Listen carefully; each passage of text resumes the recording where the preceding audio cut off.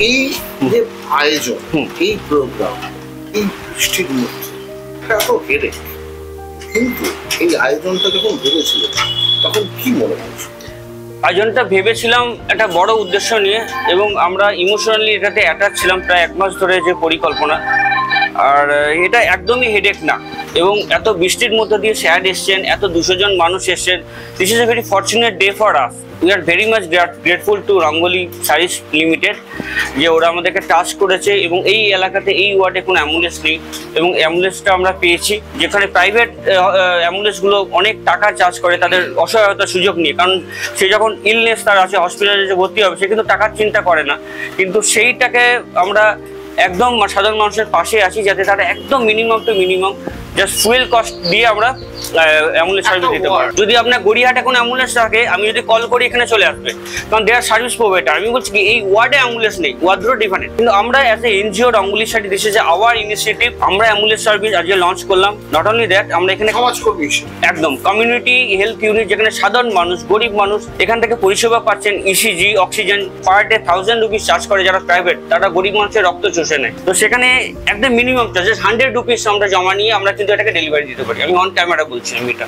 তো this is a huge thing for local rural people. এখানে যারা আছেন যারা অ্যাফোর্ড করতে পারেন না, এখানে একটা মেডিকেল টেস্ট করবেন যেখানে ওরা ডিসকাউন্ট পায় না, সেটা যায় হয়তো কোনো ওষুধের কর্মীর ওখানে কমিশন হিসাবে যায়, কিন্তু আমরা 50 to 60% ডিসকাউন্টে ইউএসএ ইন্টারন্যাশনাল ল্যাব থেকে আমরা সেই প্যাথোলজিক্যাল টেস্ট পরিষেবাগুলো দিতে পারি।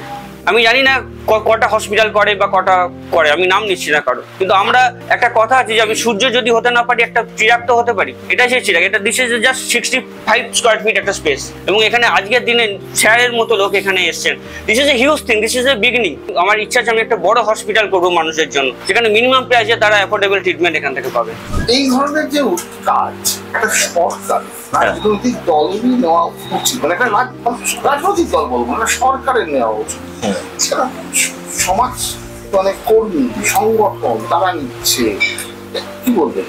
দেখো সবই দেশে, আই মিন আপনি যদি বড় দেশ like develop Nations like USA তে আপনি দেখবেন বিল গেটস অনেক ডোনেশন করে, অনেক এনজিও তে কাজ করে। সো সরকার নিজে কাজ করবে, আমার একটা সমাজকর্মী আমরাও কাজ করতে হবে। আমরা শুধু সরকারকে বলবো কিনা আপনার দায়িত্ব এটা ভালো নেই, আপনার নিজের একটা দায়িত্ব আছে, একটা মানুষের দায়িত্ব হয়। রাজ্য সরকার, কেন্দ্রীয় সরকার কিছু করবে না, শুধু সমাজকর্মীর দায়িত্ব না, ও করছে তো নিজে, ওর না কেন্দ্র সরকার হোক বা রাজ্য সরকার হোক সবাই কাজ করছে। বাট আমরা একটা ভুল করি কি, আমরা সবকিছু সরকারে বলি কি আমি এটা পাচ্ছি না সরকার থেকে, বাট আমার একটা দায়িত্ব তো আছে, ওটা তো আমাকে করতেই হবে, ওটা আমরা ভুলে যাই। এই জন্য আমরা সবকিছু সরকারে ব্লেম করি, বাট অ্যাকচুয়ালি নিজেকে একটু দেখতে হবে। ডাক্তার হিসাবে হোক আর সাধারণ মানুষ হিসাবেই হোক, এই উদ্যোগের ওপরে আর কিছু হয় না।